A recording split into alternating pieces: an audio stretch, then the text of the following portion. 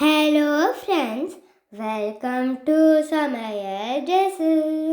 காலை சாப்பாட்டுக்கு இந்த மாதிரி ஹெல்த்தியாக ஒரு ராகி அடையை செஞ்சு சாப்பிடும் பொழுது அந்த டே முழுக்க நல்ல எனர்ஜியோடு இருக்கிறத நம்மளால் ஃபீல் பண்ண முடியும். இந்த ராகி அடையை நாட்டு சர்க்கரையோடு சேர்த்து சாப்பிட்றதுக்கும் நல்லாயிருக்கும். சிம்பிளாக ஒரு தேங்காய் சட்னியோடு சேர்த்து சாப்பிட்றதுக்கும் பிரமாதமாக இருக்கும். வாங்க ராகி அடை எப்படி செய்யலான்னு பார்க்கலாம்.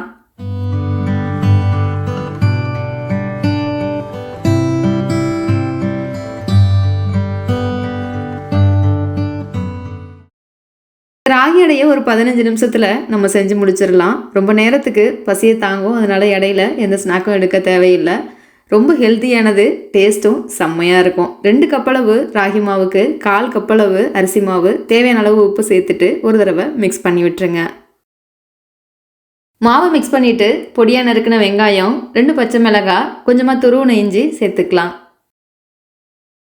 வெங்காயத்தை சேர்க்கும் போது கையால் இந்த மாதிரி ஒரு தடவை நல்லா பிசைஞ்சு விட்டுட்டு உதுத்து விட்டு சேர்த்துக்கோங்க. அடுத்ததாக பொடியாக நறுக்கின கருவேப்பிலை, கொத்தமல்லியை சேர்த்துக்கோங்க. இது கூடவே 2 கைப்பிடி அளவுக்கு முருங்கைக்கீரையை நல்லா க்ளீன் பண்ணிட்டு சேர்த்துக்கோங்க. இந்த ராகி அடைக்கு முருங்கைக்கீரை தான் நல்லா டேஸ்ட்டை கொடுக்கும். அதனால கொஞ்சம் அதிகமாகவே நான் முருங்கைக்கீரை சேர்த்துருக்கேன். முருங்கைக்கீரை சேர்த்து ஒரு தடவை பெசரி விட்டுட்டு அதுக்கப்புறமா கொஞ்சம் கொஞ்சமாக தண்ணி சேர்த்து நம்ம மாவை பிசைஞ்சு எடுத்துக்கலாம்.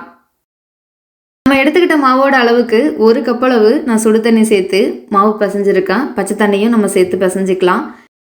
இதில் 1 டேபிள் ஸ்பூன் அளவுக்கு நல்லெண்ணெயும் 1 டீஸ்பூன் அளவுக்கு சீரகமும் சேர்த்துட்டு இந்த அளவுக்கு மாவு இருக்கிறது மாதிரி பிசைஞ்சு எடுத்து வச்சுக்கோங்க. ஒரு 10 நிமிஷத்துக்கு மாவு பிசைஞ்சிட்டு மூடி வச்சுக்கோங்க.